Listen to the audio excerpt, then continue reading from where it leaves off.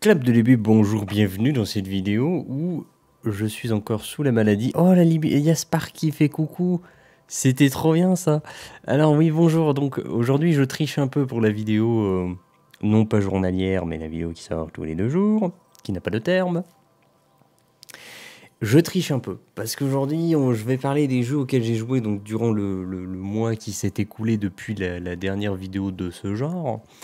Et je vais vous lister les jeux auxquels j'ai joué. Alors il y aura des choses pas vraiment surprenantes au vu des événements qui se sont produits, mais qu'importe.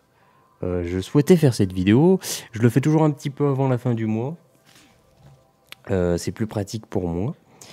Et donc du coup, je pense qu'on va attaquer directement. On va pas faire traîner les choses plus que de nécessaire. Donc je le dis à chaque fois, mais je pense que la vidéo là pour le coup elle sera vraiment très courte parce que j'ai pas forcément grand chose à dire sur les jeux. Donc premier jeu, là vous allez tout de suite comprendre que j'ai joué depuis la dernière vidéo de ce genre, Batman Arkham Asylum. Voilà, je pense que vous avez compris, Epic Games qui a offert la trilogie des Arkham. Pour ma part, les Batman Arkham, je ne les avais jamais, mais jamais fait. Et oui, ça avait l'air très attirant comme jeu, ça a l'air d'être... Tout le monde vendait vendait et le vend toujours, c'est de la trilogie Arkham comme étant des incontournables du jeu vidéo, des chefs-d'œuvre et compagnie. Et donc du coup, je m'y suis jamais lancé. Là, Epic Games les a offerts. Bon, c'est gratuit. Ouais, coucou Sparks. Et, là c'est gratuit. J'adore ce libellule. Là, c'était gratuit. Je me suis dit, allez, c'est parti. C'est l'occasion de se faire les Arkham pour moins cher que gratuit. Et donc du coup, j'ai commencé par Asylum. Forcément, c'est le premier. Et là, effectivement, je comprends le pourquoi du chef-d'œuvre. Je comprends.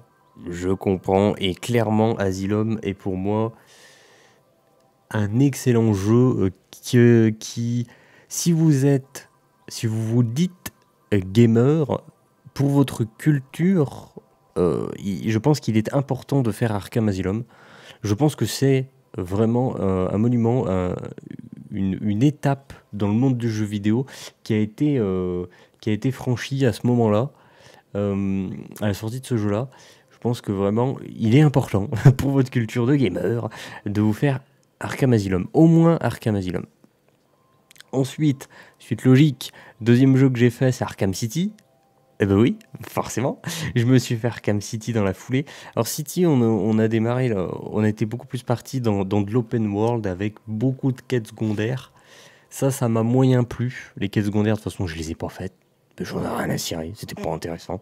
L'open world, si, j'avoue qu'il était sympa. Et puis l'aisance que l'on a pour se déplacer dans cette map, alors qu'on a un gameplay relativement rigide avec le personnage, t'as l'impression de conduire un semi-remorque avec Batman, et c'est ça qui est génial, tu ressens la puissance du personnage. Dans Arkham City, très bon jeu aussi, mais je l'ai moins apprécié que Asylum, parce qu'on partait plus dans un délire open world avec quête secondaire à plus savoir quoi en foutre. Voilà, j'ai rien d'autre à dire sur Arkham City. On peut rusher la trame principale, et c'est un très bon jeu.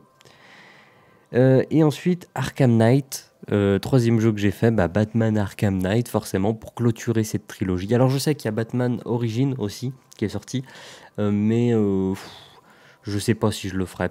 Peut-être un jour, parce que j'ai vu qu'il était dans un pass, je sais plus, dans le Xbox Game Pass, ou dans le EA Access, ou un truc comme ça, je sais plus. Peut-être que je le ferai, mais en tout cas, je ne l'ai pas fait sur ce mois qui s'est écoulé. Alors pourquoi j'ai eu le temps aussi de faire tous ces jeux? C'est parce que je suis malade en ce moment, donc j'ai eu le temps de beaucoup jouer. Batman Arkham Knight, même souci qu'avec Arkham City, on a l'open world, on a beaucoup de quêtes secondaires.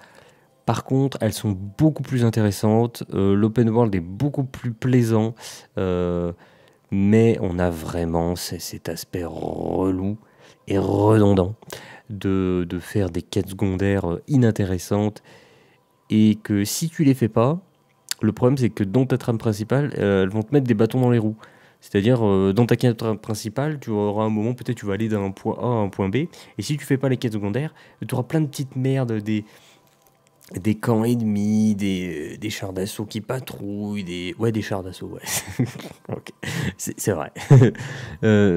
Du coup, ça te met des bâtons dans la roue, donc c'est un peu chiant, quoi. Juste focaliser sur la trame principale, je pense que tu te fais plus emmerder qu'autre chose par le contenu secondaire.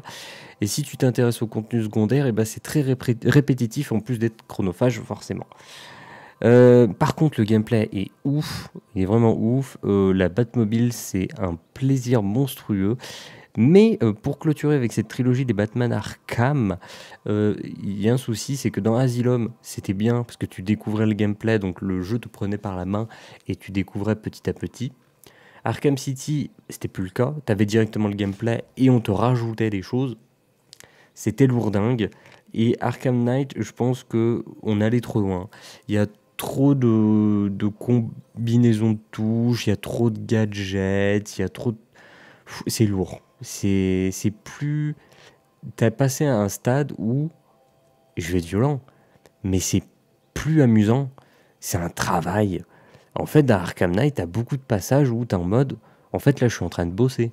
Je suis en train de bosser pour essayer de maîtriser ces combinaisons de touches à la con, tout ça. C'est relou. Donc, si on sait que Rocksteady est en train de travailler sur un jeu d'une licence d'ici, on ne sait pas laquelle. Ça serait forcément un truc qui est connu pour éviter les risques, mais apparemment, ça serait pas un Batman. Un Superman, je trouverais ça étrange, parce que voilà, pas trop ce qu'il pourrait faire. Sinon, c'est vrai qu'en termes de DC, il y avait Wonder Woman qui avait pas mal fonctionné. Il y a un deuxième film qui va sortir, donc peut-être que Rocksteady bosse sur un jeu Wonder Woman ou Aquaman, parce qu'Aquaman apparemment a aussi bien marché. Donc un des deux, moi je dirais.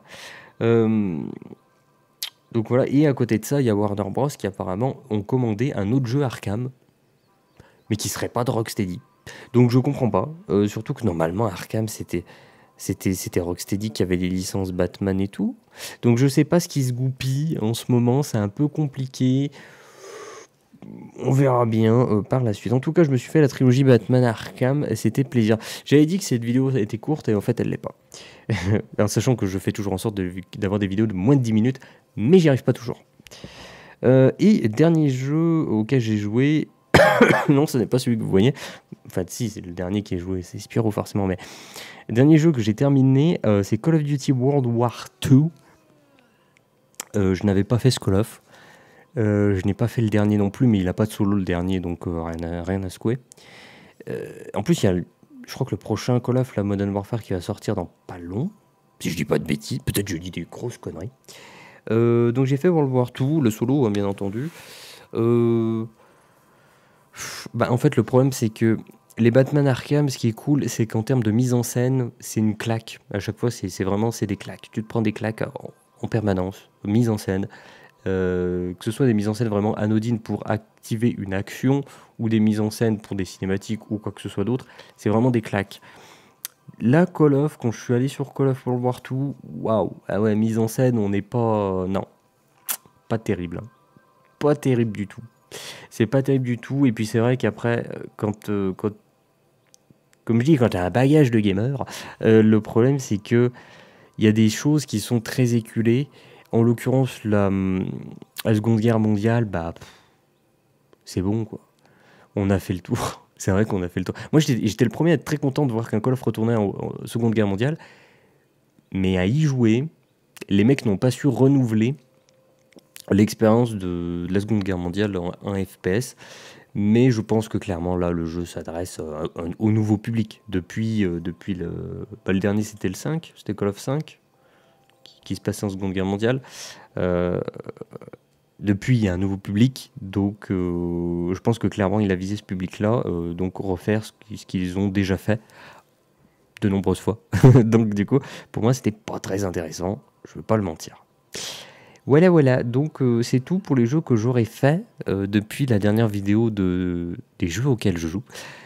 Et bien entendu, comme vous pouvez le voir, il y a Spyro et Sparks qui fait coucou. Il y a Spyro Reignited édition, là j'en suis à l'épisode 2, donc j'ai fait le premier de la trilogie des Spyro, mais je compte pas ce jeu dans cette liste. Cette liste a juste la trilogie Arkham, Batman Arkham et Call of World War 2, parce que je compte que les jeux que j'ai terminés. Voilà, donc déjà vous savez quel jeu sera présent pour la prochaine vidéo de ce genre le mois prochain. Donc voilà, c'est tout pour moi. La vidéo. Putain, plus de 10 minutes. Clap de fin, et peut-être qu'il y aura moins de 10 minutes. Clap de fin.